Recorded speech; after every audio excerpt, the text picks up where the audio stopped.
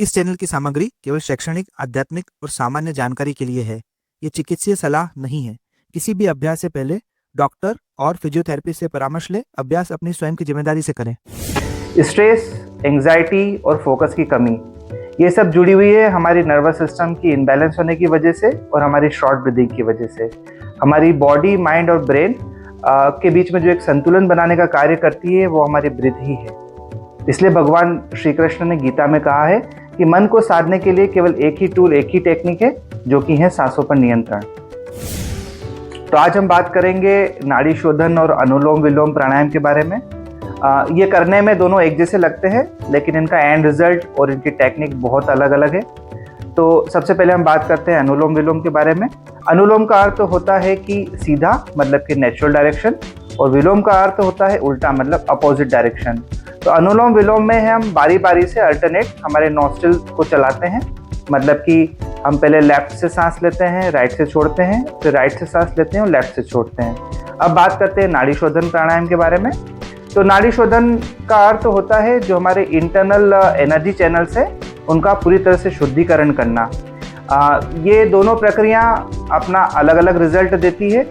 अनुलोम विलोम थोड़ा beginners level वाले लोगों के लिए सही माना जाता है, और नाड़ी शोधन जो ध्यान में अपना एक अच्छा स्थान बनाना चाहते हैं और हमारी नाड़ियों को पूरी तरह से क्लीन करना चाहते हैं, तो वहाँ पर नाड़ी शोधन का प्रयोग उपयुक्त माना गया है। अब हम समझेंगे नाड़ी शोधन और अनुलोम विलोम के साइंटिफिक मैकेनिज्म और बेनिफिट्स के बारे में। तो जब हम लेफ्ट और राइट नॉस्ट्रिल से ब्रीदिंग करते हैं तो उसके साथ साथ में हमारा लेफ्ट ब्रेन और राइट ब्रेन एक्टिवेट होता है, स्टिमुलेट होता है। तो लेफ्ट ब्रेन के प्रॉपर्ली एक्टिवेट होने से हमारा जो प्रैक्टिकल अप्रोच होती है, हमारी जो डिसीजन मेकिंग कैपेबिलिटी है, इसमें बहुत सुधार होता है। और हमारा राइट ब्रेन जब एक्टिवेट होता है, प्रॉपर्ली स्टिमुलेट होता है, तो हमारा इमोशनल कंट्रोल, हमारा स्ट्रेस रिस्पॉन्स, ये सब प्रॉपर्ली स्टिमुलेट होकर कंट्रोल होता है। हमारा इससे पीएनएस एक्टिव होता है, हमारा पैरासिम्पैथेटिक नर्वस सिस्टम एक्टिवेट होता है, साथ साथ में हमारी वेगस नर्व्स प्रॉपर्ली स्टिमुलेट होती है, हमारा कॉर्टिसोल हार्मोन्स डिक्रीज होता है, बैलेंस होता है। तो नाड़ी शोधन प्राणायाम और अनुलोम विलोम के अपने अलग अलग महत्व हैं। नाड़ी शोधन प्राणायाम का आध्यात्मिक महत्व ज़्यादा है, और जैसा कि हम हर वीडियो में बताते हैं कि वेगस नर्व, पीएनएस और साथ साथ में कॉर्टिसोल लेवल, स्ट्रेस हार्मोन्स, ये सब क्या होते हैं, आप हमारे पिछले वीडियो में डिटेल में देख सकते हैं। अब बात करते हैं इन दोनों का जो मूलभूत सिद्धांत है और इनमें क्या अंतर है। तो अनुलोम विलोम हम जब करते हैं तो हम लेफ्ट नॉस्ट्रिल से सांस लेते हैं, राइट से छोड़ देते हैं, फिर राइट नॉस्ट्रिल से सांस लेते हैं और लेफ्ट से छोड़ देते हैं। मीन्स हम इसमें कहीं होल्ड नहीं करते हैं, हम ब्रीथ को रोकते नहीं हैं। नाड़ी शोधन प्राणायाम में हम रेशो वाइज ब्रीदिंग करते हैं। 4 सेकेंड्स में आप सांस लेते हैं, 7 सेकेंड्स आप अपनी ब्रीथ को होल्ड करते हैं, और 8 सेकेंड्स में आप उसे एक्सेल करते हैं। तो नाड़ी शोधन प्राणायाम में हम रेशो वाइज ब्रीदिंग करते हैं, मतलब हम पूरक, रेचक और कुंभक को 3 पार्ट में डिवाइड करके ब्रीदिंग करते हैं। ये इसका मूलभूत अंतर है, जो कि जब हम कुंभक का प्रयास करते हैं नाड़ी शोधन प्राणायाम में, तो हमारी जो आंतरिक नाड़ियाँ होती हैं वो शुद्ध होती है, उनमें शुद्ध प्राणवायु प्रवाहित होती है। तो ये इसमें मूलभूत अंतर था, और ये इनके बेनिफिट्स और साइंटिफिक मैकेनिज्म थे। अब हम बात करेंगे अनुलोम विलोम और नाड़ी शोधन के प्रिकॉशंस के बारे में। तो जिनका बीपी इन कंट्रोल रहता है, मतलब बहुत लो रहता है या बहुत हाई रहता है, और जिन्हें कुछ इस तरह की समस्याएं, फेफड़ों से संबंधित समस्या है, जिन्हें क्रोनिक अस्थमा है, वर्टिगो है, कोई हार्ट से रिलेटेड सर्जरी हुई है, तो उन्हें पर्टिकुलर नाड़ी शोधन प्राणायाम नहीं करना चाहिए, क्योंकि इसमें हम कुंभक का भी उपयोग करते हैं। क्योंकि कुंभक लगाने से आपको ब्रेथ को होल्ड करना पड़ेगा और आपके हार्ट पे लोड आएगा। और जैसा कि हम हर वीडियो में बोलते हैं कि कोई भी प्राणायाम और योग हमेशा किसी योग्य गुरु के मार्गदर्शन में या उनके सामने या उनके द्वारा बताई गई विधि के द्वारा ही करें। प्राणायाम सदैव स्वच्छ वातावरण में ही करें, फोर्सफुल ब्रीदिंग न करें। अपने आप जो क्लोथ्स पहनते हैं वो एकदम कंफर्टेबल होना चाहिए, थोड़ा सा वेंटिलेशन होना चाहिए अगर रूम में कर रहे हैं। अगर आप खुले में करते हैं तो बहुत अच्छा है, लेकिन रूम में करते हैं तो रूम प्रॉपर्ली वेंटिलेटेड होना चाहिए। अब हम आपको अनुलोम विलोम और नाड़ी शोधन प्राणायाम कैसे किया जाता है उसे करके डिटेल में बताते हैं। उसके पहले इसके कुछ बेनिफिट्स और हैं, जैसे कि ये स्ट्रेस को रिड्यूस करता है, कॉर्टिसोल को बैलेंस करता है, आपके एचआरवी को नियंत्रित करता है।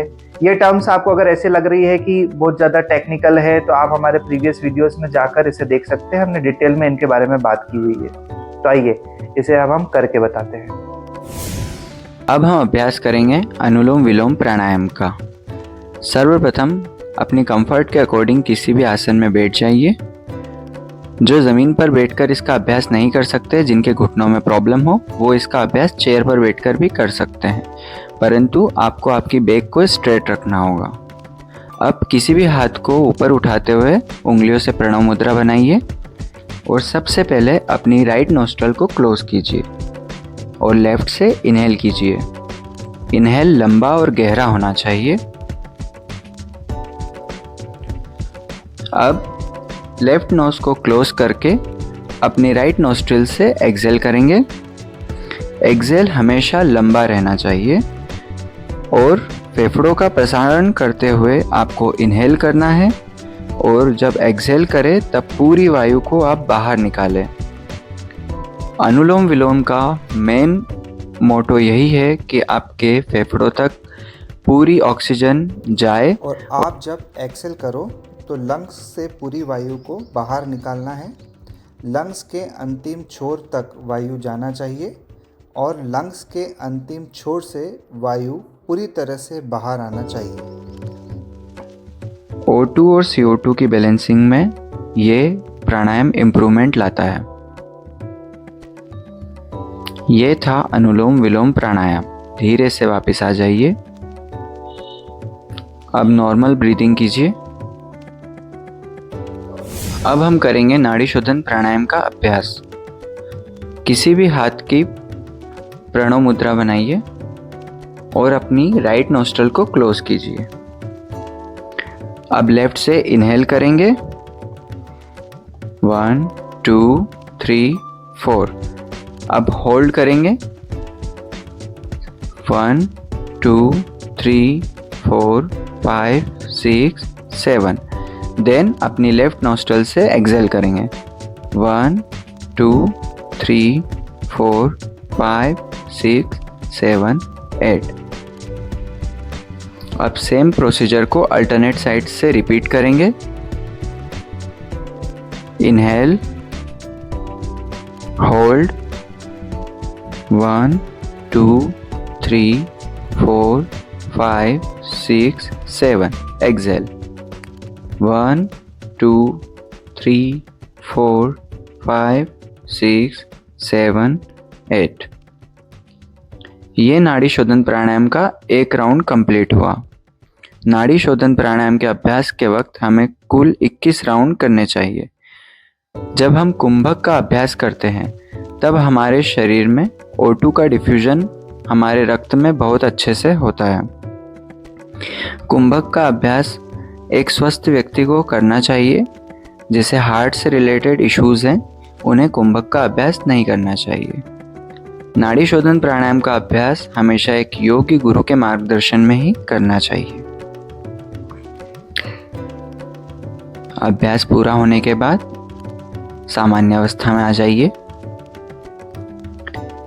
अब नॉर्मल ब्रीदिंग करेंगे।